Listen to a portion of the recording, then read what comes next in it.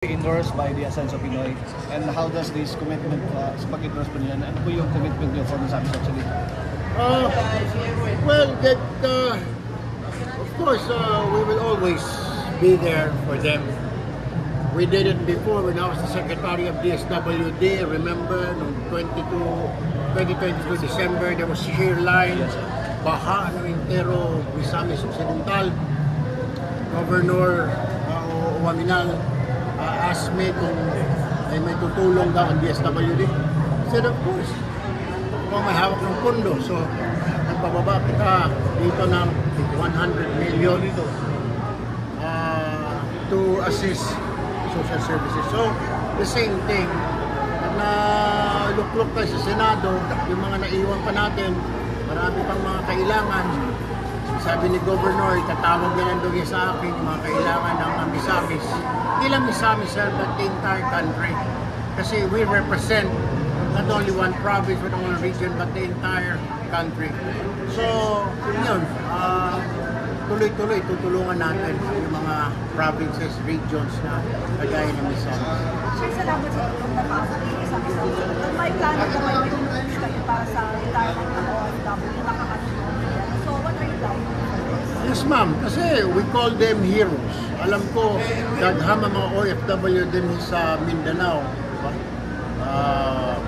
It is just proper na we give them pensions na when retired. Kasi daghang mga na kilala na mga DH, mga laborer, driver, na pupad sa office namin, ngayon ng tabang medical assistance. Yun po, di ba OFW ka, siyempre wala pa nakaipon, or maghingi sila ng mga kunting pangkabuhayan.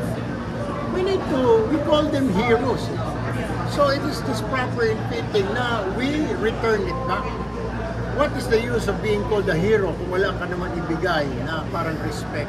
That is respect. Yung, for the rest of your life, hindi yung mangayo ka na natin, magpalimos ka sa anak mo. We have to do something, the government. Hindi naman actually sagutin lahat ang gobyerno.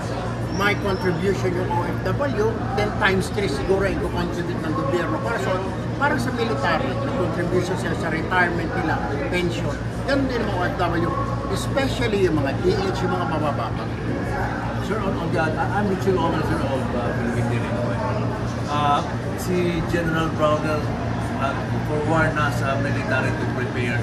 Kasi we have 250,000 OFW in Taiwan at risk because of possible China invasion. Any reaction, sir? Well, pinag-aaralan pa ngayon, sir, kasi sinasabi naman ng Taiwan, may mga kahalin tulad na nag-drill before last year, previous years, na kanila na maraming mga barko, sundalo ang China dyan sa Taiwan Strait. So pinag-aaralan. May mga nagsabi kasi na, bakit hindi na natin umpisahan na i-repatriate? Eh, may mga trabaho pa naman. Pag i-repatriate mo, madaming gabi yun. Ano magiging trabaho ng mga Pilipino dito kung i-repatriate natin sila?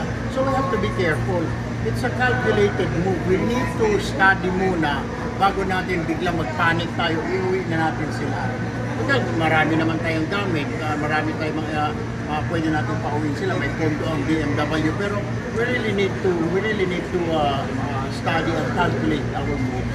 Yes, sir. Sir, message mo lang for the businesses before we wrap this up. Daghang salamat for the warm welcome, Misamis Occidental. Daghang salamat, Governor Uwaminal. Don't worry po, I did it before, I helped Misamis. I will always be here, and I will be here for the future.